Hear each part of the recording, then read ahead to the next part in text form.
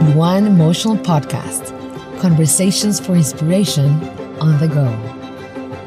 We offer on-the-go inspiration because our whole heart is set on beauty and our best bets are set on art.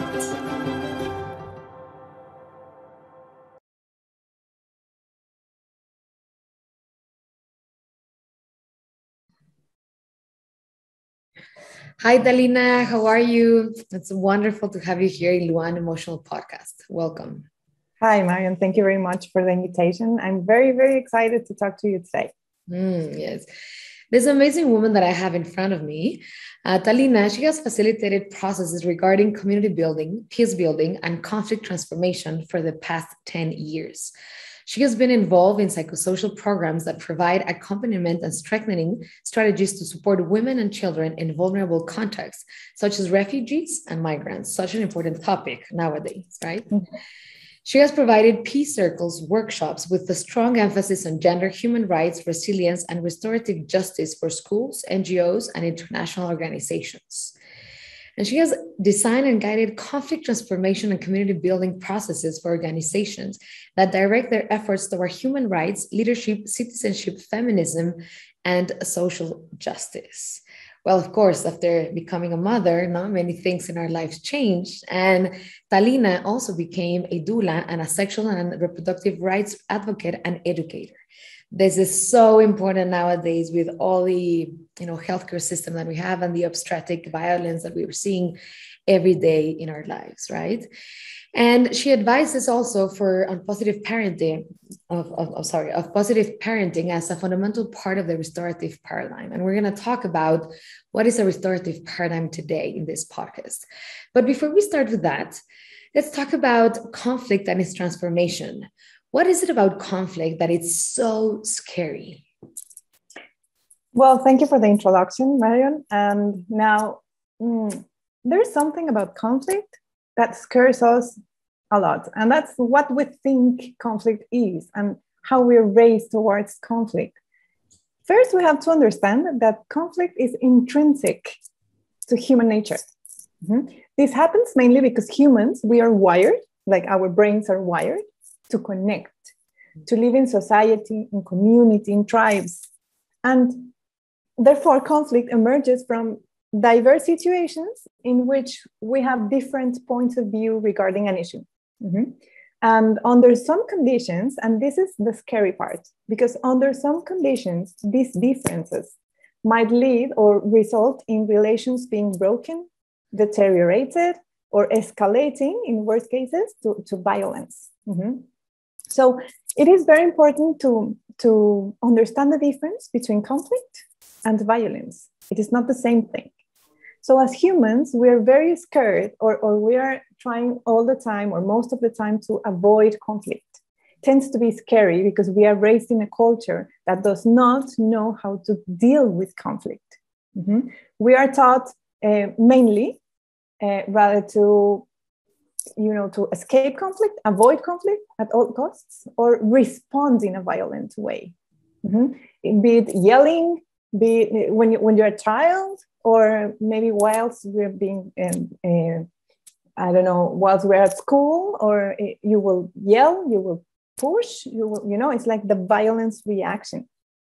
And this is because we do not have, or we do not know that there are other ways to solve conflict, mm-hmm. to like the restorative mechanisms, which we are going to talk about today. So there are two main things about conflict. Mm-hmm. Conflict, we do not, under this paradigm, which we're going to talk about today, the restorative paradigm, we do not try to solve conflict. We try to transform conflict. Mm. So here is where we can understand that first, we can see conflict in a very positive way. Mm-hmm. So according to the restorative paradigm, conflicts have the potential to become agents of constructive transformation. Mm-hmm. It's like a window. We are allowed to see through that window, through the window of conflict, what is happening. Okay, what is happening between these two people, these two communities or more communities that it's engaging in an ongoing conflict in case of, I don't know, maybe talking about wars, which is like the worst expression of conflict, right? But this is conflicts have this potential of being like agents of constructive transformation, but whilst understanding that it is not immediate. It's not like a button like that you push and then that's it. Okay. In this paradigm shift, and that's the core of this conversation, we need to shift the paradigm, how we look at conflict. Rather than viewing conflict as a threat, this transformative perspective, we see conflict as a valuable opportunity to grow and increase our understanding of ourselves and others. How can we relate in a peaceful way, in a constructive way with others? Conflicts help us to two very important things. One, to assess, and the other, to stop. And we need to stop. We live in societies that tend to go in a rush every day. We do things like mechanically. We never stop to look at what's going on. So it is very scary because you say conflict and immediately you relate it with violence. You don't relate it with the opportunity to get to know yourself and know each other and to sit down and talk and have a conversation. Of course. And for example, how often do you see that conflict has to do with having different points of view or being misunderstood?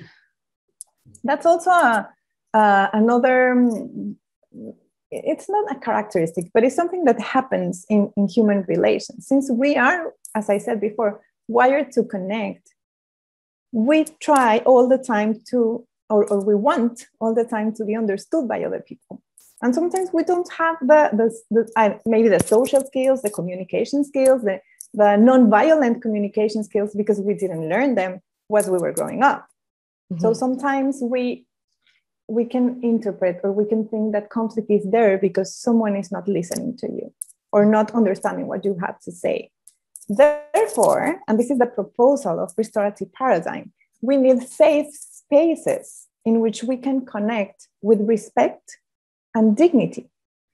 We need horizontal spaces when all our voices are being heard. And this is very different from the traditional retributive paradigm in which you are punished by, when you break a law, when you are being disruptive, and then what does the society has taught us to do with this person that is not, or are having a, let's say, acceptable behavior? We are taught to remove this person from society.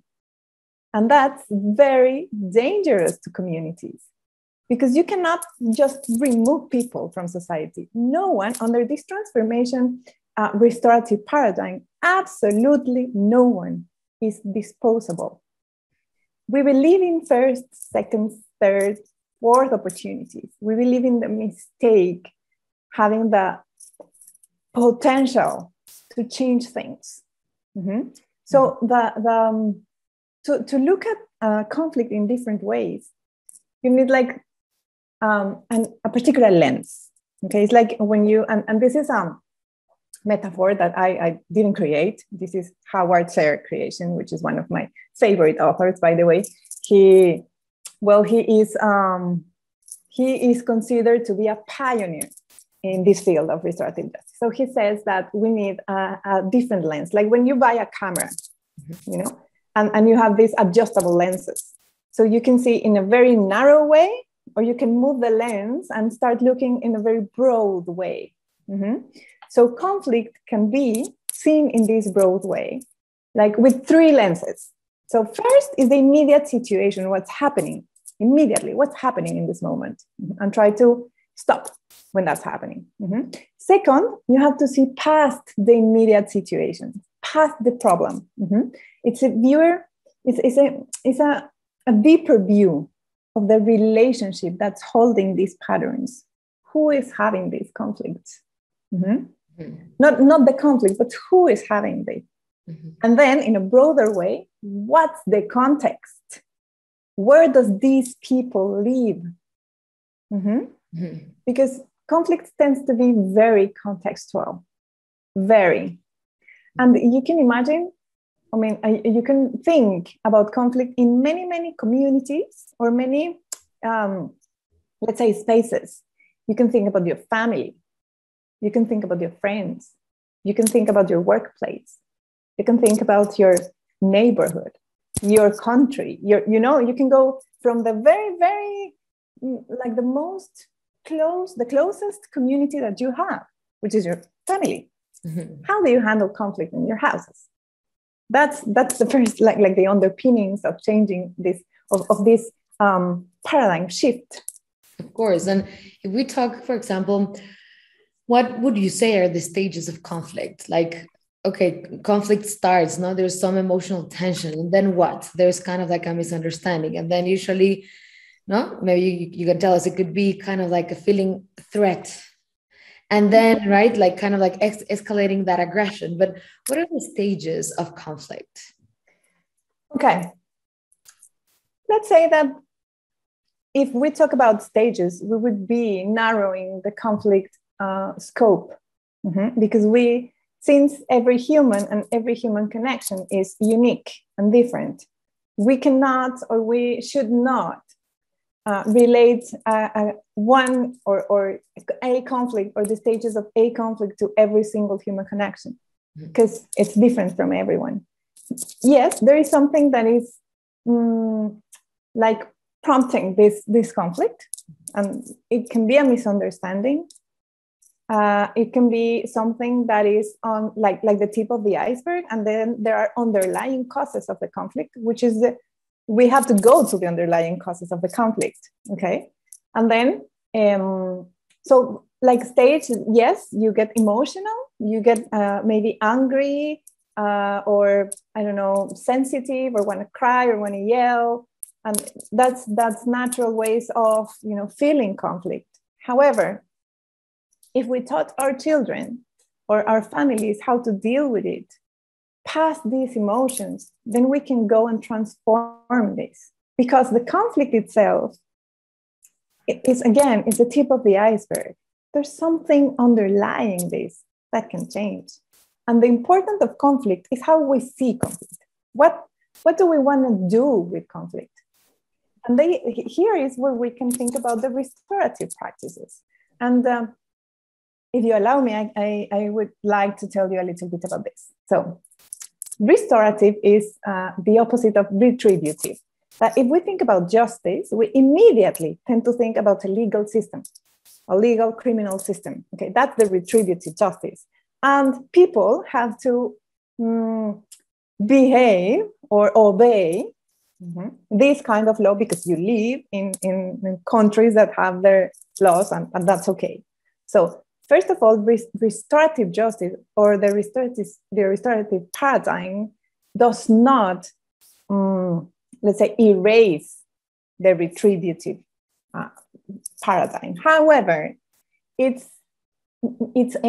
restorative justice is aimed to heal people rather than to punish people. So it aims at community and peace building. Why? Because when we have conflict, when there's violence, for example, violence is not unique to the person that is receiving the violence. Violence is collective. So in the restorative paradigm, we have to heal the collective. We have to heal the community, understanding that hurt people hurt people. So in this shift of paradigm, which has shown us that actually removing or separating people from their communities have not solved any further problems or any further, escalating violence or conflict. What the center of the restorative justice is the survivor or the victim, not the offender. And again, we might think about legal systems, but let me finish this idea and I'll talk to you about schools, which is not a legal system. It's a school, and many of the people that are listening to us might have children, and your children go to school. So I'll talk about this in a moment. So it is a paradigm because it is a way of living. It's not only a way of handling or managing conflict transformation processes, but it is how you live in this restorative paradigm. So it's a new way to see things, to see interactions amongst people with a broader lens. Remember, I told you about these lenses and the context and everything. So this is very, very important because we can understand that as a community, we are responsible, we are co-responsible for our well-being. Mm-hmm. So as long as you are healthy, happy, safe, I am, mm-hmm. and regardless that you live in another country, because you do live in another country. But I do care about your wellness because we are a community. And what happens to a person happens to all the community. So these processes are centered, are community-centered. Mm-hmm. So they're like the three cornerstones of this restorative paradigm. First is it is centered in the harm, and the needs. What do people need after being harmed? Mm-hmm. Mm-hmm. Most of the victims or survivors of conflict or violence do not really need the person, the offender, to go to jail. Mm-hmm.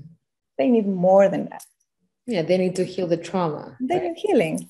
Exactly. And also the offender needs to heal. Exactly. Well. That's very important. Well, no? Very important because that's the second cornerstone. Mm-hmm. The obligations and liabilities that come with that harm. Mm-hmm. Harm involves many responsibilities and liabilities. And also it is very important to talk about the obligations and liabilities of the community, of the offender and the community, same as the harm and needs of the victim and the community. Mm-hmm. And third, we need participation. Community needs to participate. Their voices, all our voices, need to be heard. Mm-hmm. So the core of restorative paradigm is to heal communities and to put right the wrongs. Mm-hmm. Mm-hmm. And when someone outside your community tells you how to put right the wrongs, it's not going to work because you're not involved there. So if a lawyer, a jury, an authority person with authority tells you how to heal, that's not going to work. Mm-hmm. Because the system, the paradigm that we live at now, does not listen to needs. Mm-hmm. Mm-hmm. So we can situate this in any context. But let's go to schools. I don't know if you have a question before I go with a school's example. Yeah, I was just wondering about if you know of successful examples that have put this into practice. Mm-hmm. For example, I don't know if there's like a program inside a jail that actually did it, or I know, for example, this South African called Teddy Blatcher. He created this amazing school system in South Africa where they picked, people, like from the streets that were, drug dealers, criminals, and so on. And they put them inside this in education inside, it's called the Maharishi Institute. And they have meditation and they have yoga and they have like many restorative practices. And also they have, the development of different capabilities, not as in any other school. Mm-hmm. And the success rate that they have, it's incredible because they were able to heal the person, heal the communities. And now, like, you see people that have entered the program and now they are kind of like CEOs of banks or, inside the C-suite of different, amazing companies around. Mm-hmm. Any other examples that have, worked successfully? Mm-hmm. Yeah, unfortunately, there are many examples. And mainly, like, most of the programs are or were born in the United States, Canada, and Australia. And now many of these programs have been adapted to many other contexts. For example, there is a project that is amazing. That is the Yoga Prison Project. Mm-hmm. Prison Yoga Project. And that's a project that is international. Mm-hmm. And I've worked with this program with women that recover their freedom after being in prison, in community building processes and peace building processes. That's one of them. Then there are other organizations like the one I work for that we are hired to conduct, to guide these kind of processes through a restorative practice, which is the one that I like the most because it's very horizontal and because it's very simple, which is called the peace circles. It's a methodology of dialogue, which I didn't invent, of course. And actually, I'm honored to be part of the people that have learned from the very main source of knowledge, and of course, paying all the respects to the people that created this methodology, because that's what it is. And we work at schools, we work with organizations, human rights organizations, we work with organizations that are working with victims of gender-based violence, and inside prisons, and like the scope is very, very wide. So there are many other examples that we can find in, for example, Australia, organizations that work with Aboriginal people, and the Aboriginal that being people that are being jailed or removed from their cultures, which happens a lot. So there are many initiatives in the world that you can find, like the restorative justice, like that. And for example, there are many movements that are religious based that also do restorative justice.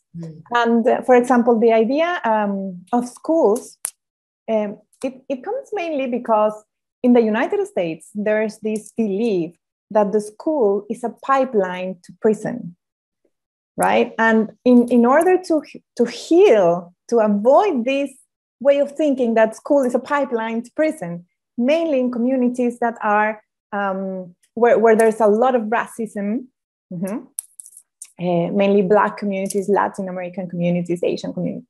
So to heal this process, they started, and I say they because this started in the United States, and now we have it in many other countries, to guide peace circle programs in this like positive discipline, let's call it like that.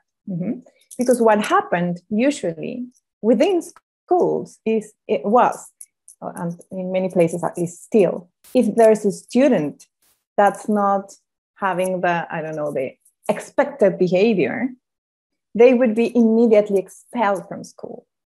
What happened many times in the United States is that this child, because they are children, yes, they're even if they are 16, they are still children. So what happens is that when this child is being expelled from school, and if this child does not have a community, like a support, to be sustained or contained, this child will come back armed and, fire a gun against the other students and the teachers. And it's been happening. So the question was, okay, what can we do for students to be conscious and aware about the wellness of their school community?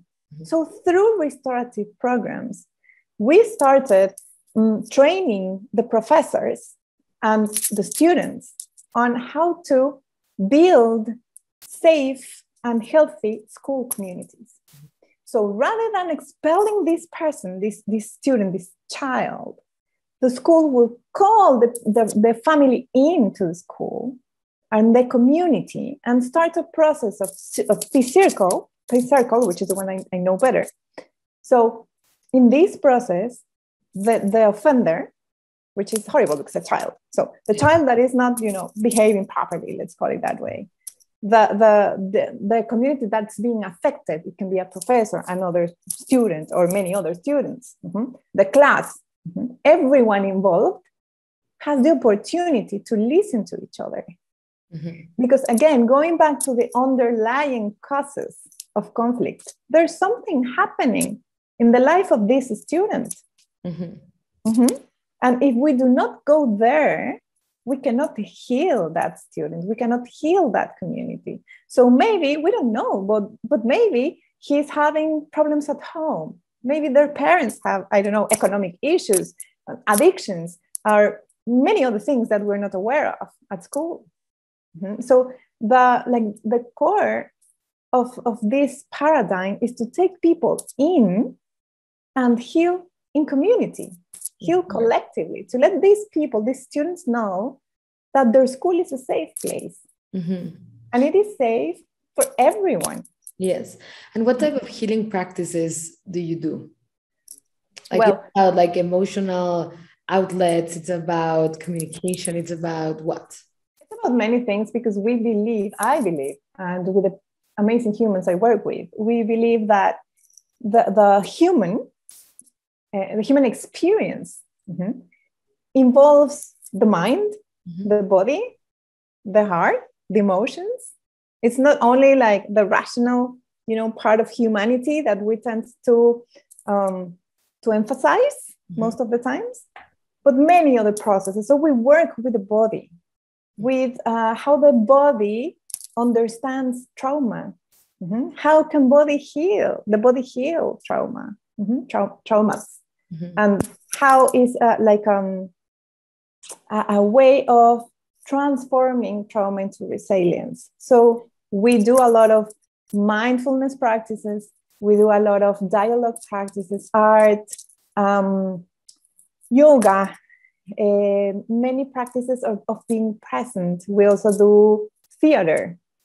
We do dance, circle dance. So you use arts as well? We use arts all of the time, because there are many people, mainly children, that do not have the words to say things. They have the drawings, the colors, the first thing that a person do is draw. When you see your little kids. So before learning to do anything else, they might have a crayon and they start drawing. So that's a very good way of putting out there what is hurting you. Yes, art is an excellent tool for emotional outlets. As you express things that you don't know the words, or you don't know, the names of those emotions, but when you start drawing or singing or dancing or moving, exactly, it actually helps, move around in your emotional body. Exactly. We've seen, especially working with women that have been victims of gender-based violence, and that are survivors, not victims, survivors of gender-based violence, that the movement, like through the body, they can bear the trauma and transform it without properly naming it, because of course they name it. Everything that you don't name does not exist. So after naming it, the process of healing comes from within, which is very important, to have a space to do it. To move, to let the body talk.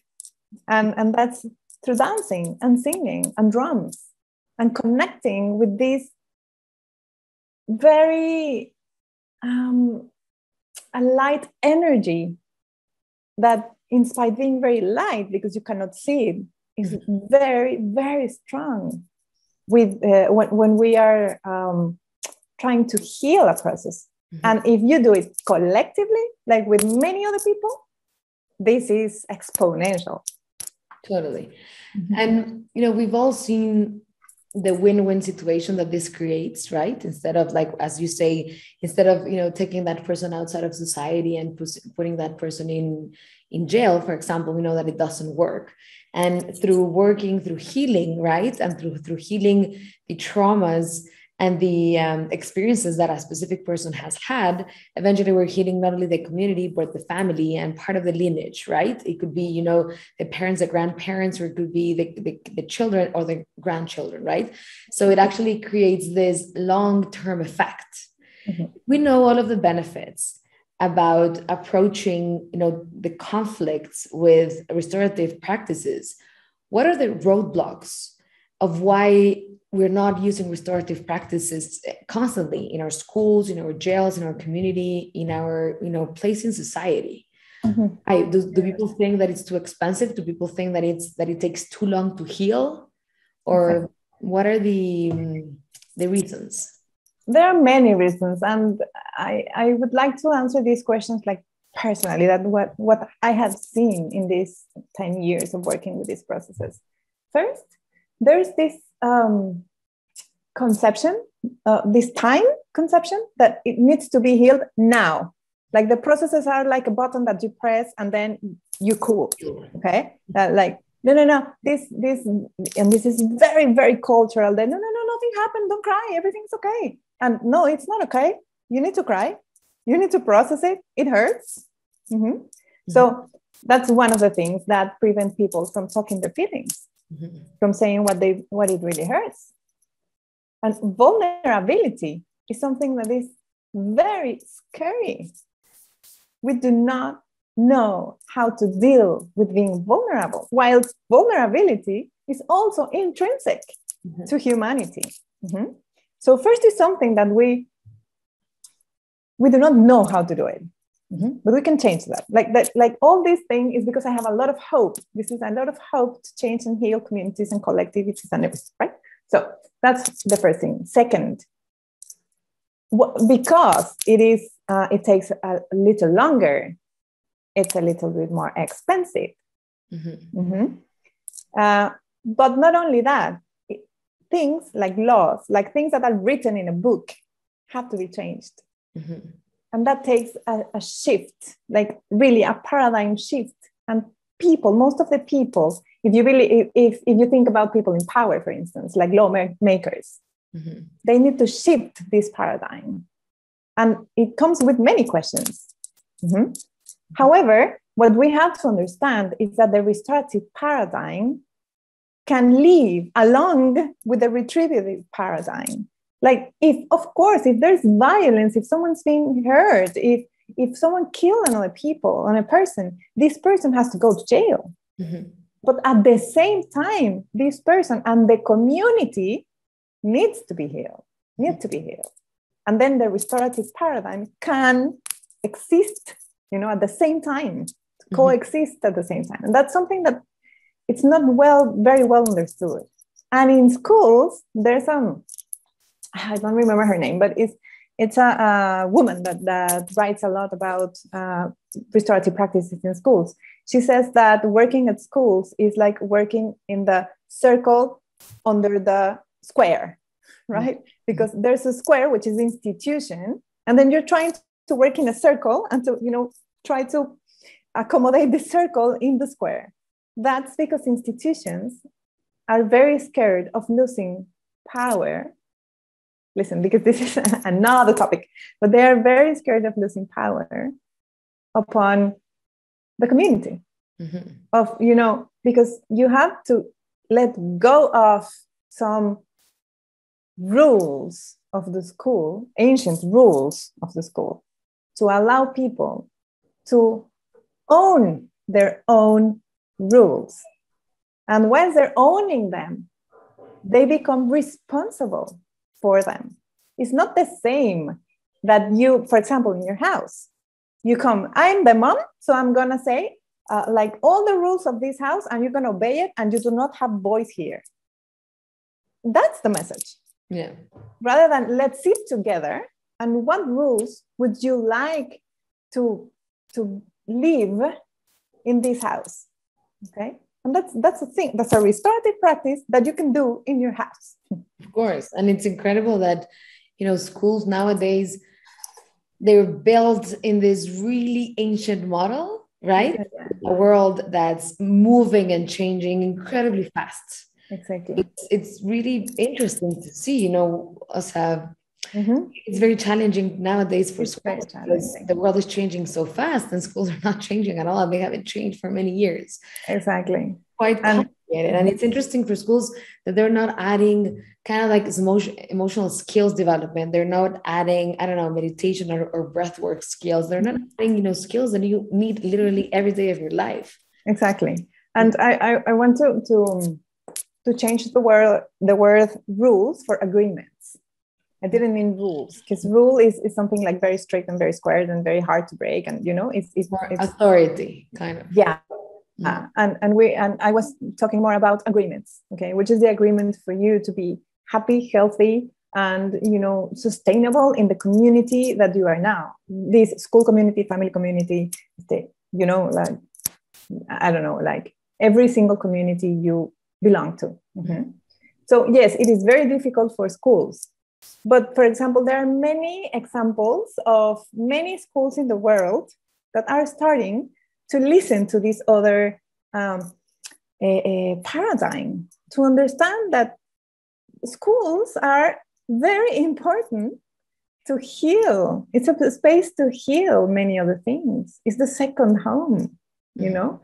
And in these experiences, I've experienced peace circle processes in schools from children aged 3, 4 to teenagers aged 17, 18 before they go to college.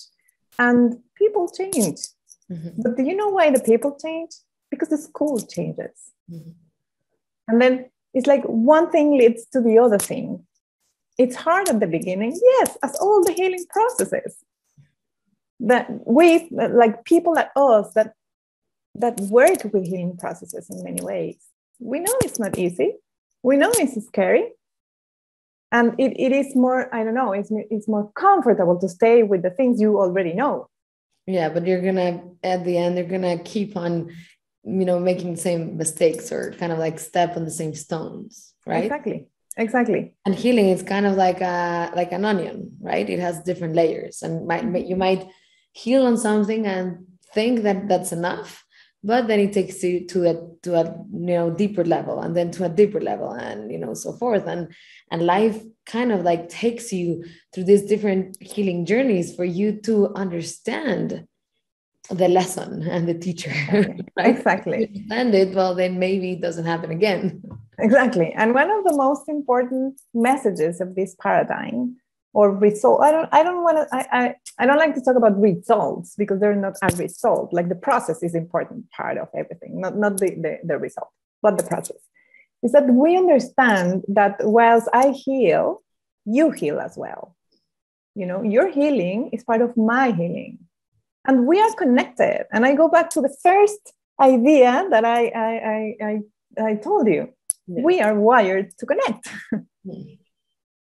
So we need healthy connections, healthy, strong, sustainable, tolerant, lovable connections. That's the only way of healing ourselves, our communities, our planet. Yeah. No, totally. I totally agree with you. And what can we do as society to keep on, creating these restorative practices? What can we do as civilians, as, kind of like, what's our grain of salt? Should we start asking it, through policy, through government? What would you suggest? What is it, what we can actionate like right now? First, a very simple way of starting is educating ourselves. Read about restorative practices. There's a lot of information on the internet. A lot. There are Instagram pages that you can follow. There are a lot of authors writing about this. So educate yourself. How can you, like the first step. The second step is after you read or you listen to this podcast or what can you do in your immediate community? So your family, what can you do? And there are simple, very short ways to start a restorative paradigm, restorative relations, connections within your families. So first, you and the people you live with, and then you and maybe your parents, sisters, siblings, that's a second way, like a second step. Of course, give us some examples of that. Yeah. For example, you can do a very short agreement session. So what I did in my house and many other families that I accompany with this kind of positive discipline, respectful connections with the children, you sit down and you're going to ask every single member of your family to think about an agreement they would like to have in order to live happy in this house. Happy is the word. Because they are children. Maybe they are not going to understand the concept of dignity or respect. And when I did this exercise with my family, the first agreement that came from my daughter's mouth was be kind. So you write down, be kind. if any of your family members of the children can write already, give them the power to write. And then the voice is passed in a sequential way to every single member of the family. And if there is an agreement that any of these members is not, very happy with it, you don't erase the agreement, but you ask this person, how can this agreement be more livable, be more acceptable for this person? And then you add that, because this shows us that every single voice is important. Okay? It doesn't matter if the agreement is, you have to kiss me goodnight every day. Maybe it's not important for you, but it's important for the person that came up with this agreement. And then after that, you sign it. And you paste it somewhere that you can actually look at it. It's a reminder, constant reminder, that relations can be horizontal and sustainable in a very healthy way. You can come back to the agreements every time you need. This is a very short, and you can do it in classrooms as well with your students if you're a teacher. That's a very simple, short example.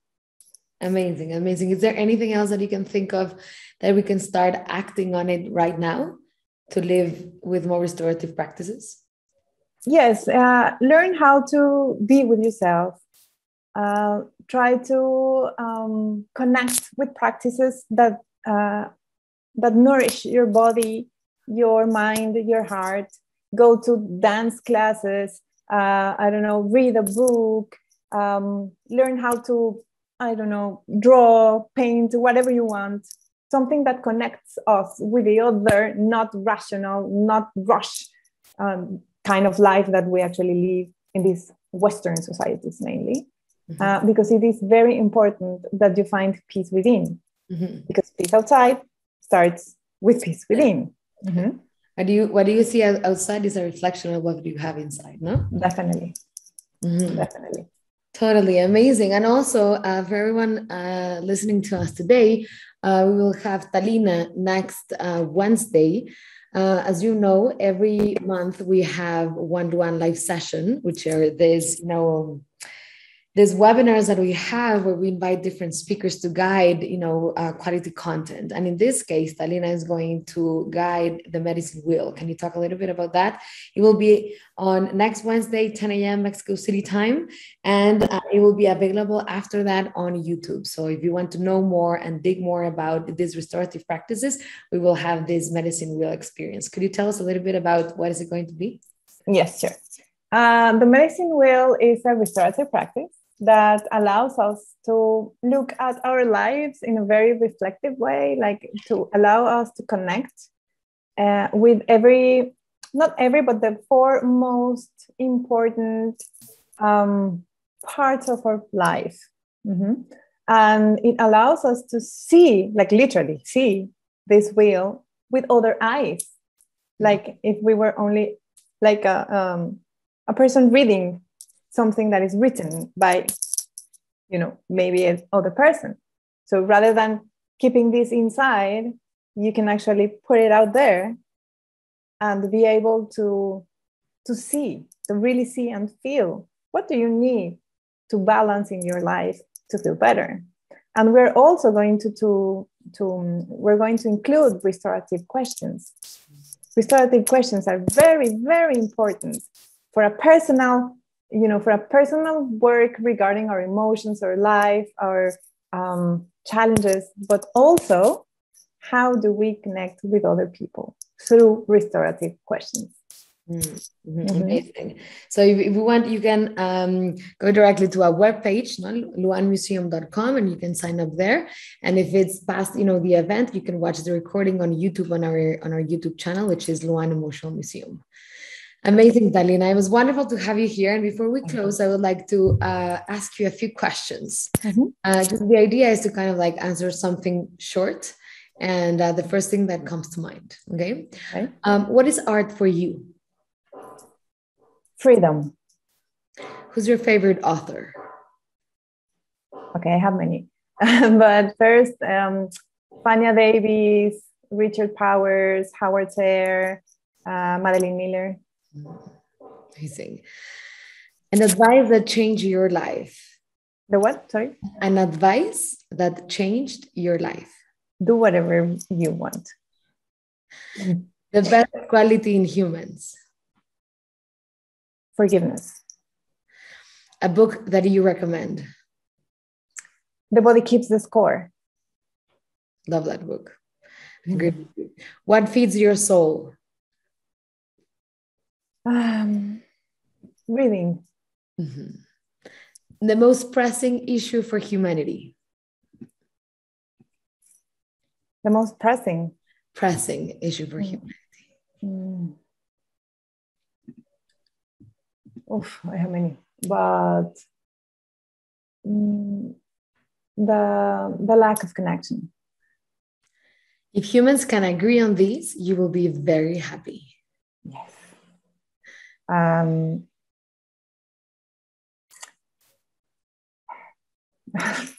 don't know, maybe let's take care of everyone like you take care of yourself. It would be a completely different world, right? Yeah. What would you like to scream to the whole world? Stop harming our planet. The last one, what is it that you have lived that no one could miss experiencing it? Volunteer. Volunteer in a community, volunteer with children, volunteer teaching, volunteer, do whatever kind of volunteering, do it. I love that. There's a lot of things to learn from volunteering, right? Yes. Especially opening those emotions of, empathy, compassion, right? Exactly. Tolerance. Oh my God. Mm-hmm. And like really see that privilege is not a thing that everyone has. Totally. Amazing, Talina. It was wonderful to have you here today. Thank you so much for sharing your knowledge, your magic, your experience, and everything with us in the LUAN community. And can't wait for our LUAN live session. Thank you very much. Thank you for all your attention and your questions. And thanks, your audience. It's been amazing to share with you this little part of my life. Thank you so much, Talina. Thank you. See you. Want to keep the conversation going? LUAN, the world's first emotional museum, designed a global online experience to inspire and explore. Follow us on Instagram, YouTube, Telegram, and visit our site at luanmuseum.com to engage creatively.